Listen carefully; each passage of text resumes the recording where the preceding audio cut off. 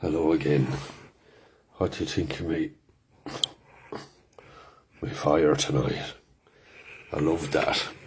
I'll shut the door and you'll be able to see the flames against the wall. That's stuff. Now, this always reminds me of years ago back home in Tor. And the fire, great big open fire, and you'd be there in the dark. And there could be 10, 15 people in a big old living room, and this lovely smell of turf burning. Sometimes there'd be sticks mixed in with the turf and it'd be crackling, and you get that scent. Sometimes with pipe tobacco. Because back in them days, people used to smoke in rooms. There was no such thing as going outside for a smoke. But it was lovely, and it was a lovely atmosphere. The old people built them cottages in 1912, where I grew up in Tor, just for that purpose. The purpose of that was their entertainment. And, it was a lovely, honest, simple way of life. And the people I grew up around, who were the old folk then, that's the way they all were, simple, honest, and they were real. They were attached to the land, and they knew the land. And I loved this. I remember there was a neighbour 2 doors up from us, old Paddy. Jesus, Paddy had great stories, and he knew the land. He knew it from his soul. And Paddy was telling a story one night at the fire. And I could see he dark eyes, and I could see the reflection of the fire lighting up and the flames of the fire in his eyes. It was amazing, and he was telling the story of the Banshee below at the edge of the bog.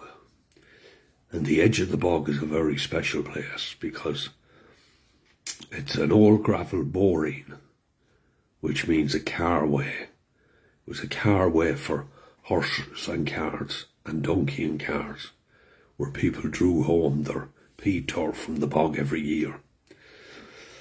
And they had crops in the low bank. Paddy grew carrots a foot long in the moist peat of the bog. Huge potatoes. They used to say them potatoes were good for making chips and roast potatoes, because they were a big watery but moist potato. And Paddy told this story about the Banshee, and I remember my sisters running up to the bedroom screaming. They were absolutely terrified. He was that good. And one thing I recognised about this storytelling, these weren't stories. These were people who were reliving something they really believed they saw. It was that good. And I was very good at reading people and reading land from it was just something that was naturally in me. And Banshee, woman fairy. Oh, here we go. I've got a visitor. Woman fairy. And I was fascinated with this. Well, you see this fella. Come on, buddy.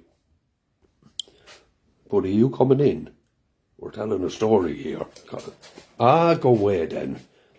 You're back again, are you? Buddy wants to say hello. That's my little buddy. Sorry about that. Yeah, woman fairy. And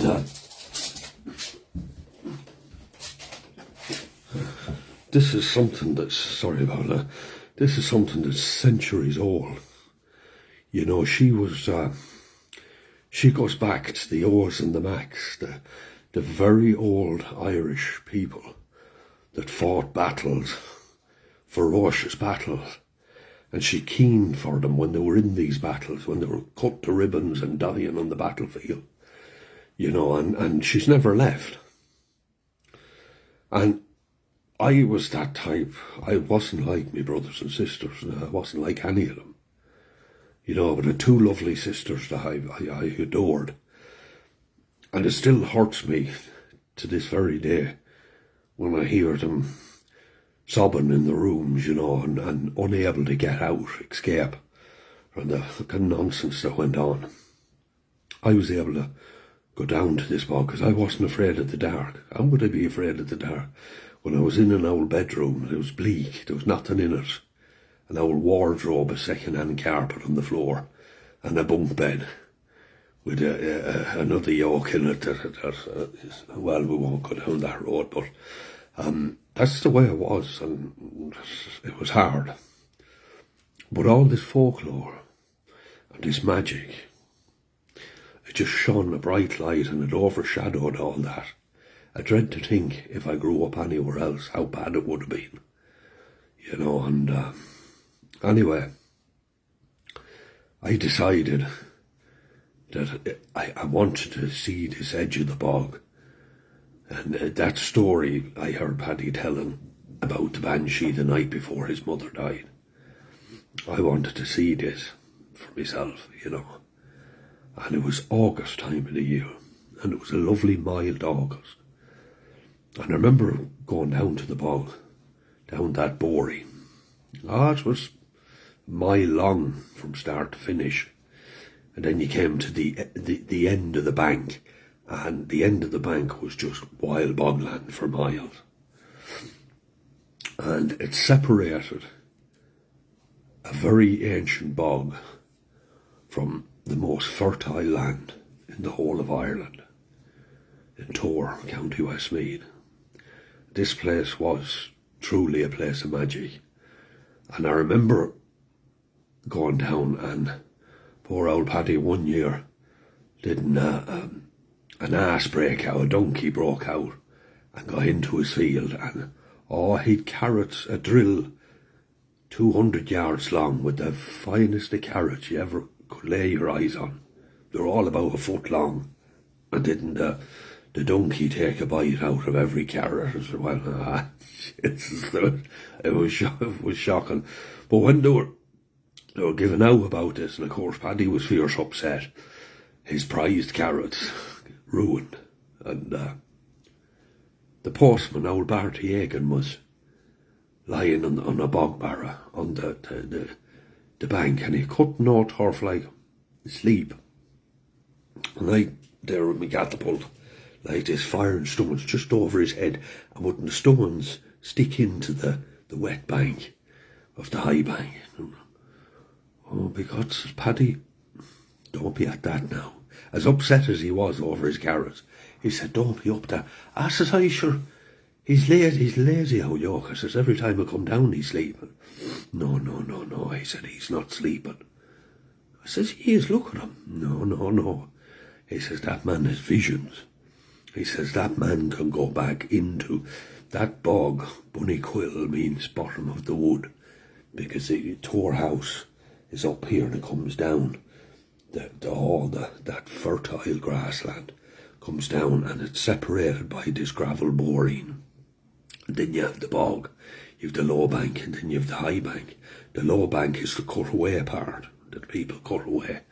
And he said he's having visions, he says that man can go back to when there was an oak forest. And he said men ran with wolves, he said, and they hunted together and shared their spoils. He says, and the fairies are there. Just, and I was fascinated with this, you see. And again, he related the story, this time in the daylight. He said, it was right there I saw her. He said, and from being centuries old, he said, she was a very fragile, ghostly looking figure, he said. And she hovered, he said, about 6 inches off the ground. And he said that her shrill, he said, shook the roots of the trees, he said. Never seen anything like it. And she went up the hill, he said, towards Tor house. He said she was heading over. I obviously cannot mention the name, but a person died in Ring that next morning. And the way Paddy told me that story, you could never forget it. But he said to me, and then he said, I seen her another time. He said, when she's not keening for somebody local that's about to die. He said, when somebody of her own kind is about to die, he says, you see her slapping her face, he said, and pulling the hair out of her head. He said, that's her grief. You know, and these were beautiful stories the way they told them, you know. And I was there, and I thought, God, will I ever see this? You know, and to be honest with you, you weren't even that worried whether you saw it or not. You know, you just had to be out there to see this ancient bog and the magic that was on it, you know, and it was full of it. And you had St. Hugh, the far side, about 3 mile, the far side, you had the Holy Well of St. Hugh. And further down that boreen, there was 2 different places. You came to a fork, and one of the neighbours had a little shed, cow shed, with a tin roof on it. And if you went down the fork, you went through this natural green tunnel of overgrowth, of bushes and white thorns and everything. When you came out the other side, you were in the Long Hills, which means a place where fairies dwell. And the legend was that St. Hugh had driven the fairies from Rahu away from his well, because that was to help aid and cure the people that were coming to his monastery. And you know, the old farmer up there was giving out about how I said the land was haunted, and but he took it up all wrong. That land's not haunted. But I and others, being over the well at night, seeing how seeing spirits still going to St. Hugh for help, but they were only wandering spirits. They're not of that land. They're wandering spirits. And old Hawley, I remember Hawley the diviner explaining that to me. And that was, then you had St. Bridget of Derryarkin. St. Bridget was born, they say, in Derryarkin, and her sister made cauldrons.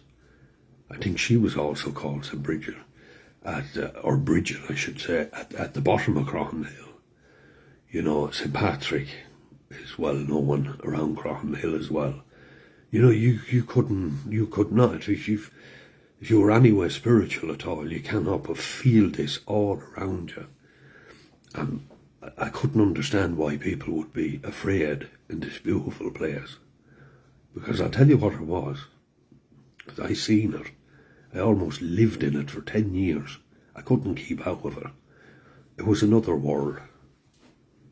And it was a beautiful place. It was, all right, buddy. Oh. It was a beautiful place. And it was, I tell you what, it was safer than the place I was living in. That is a fact.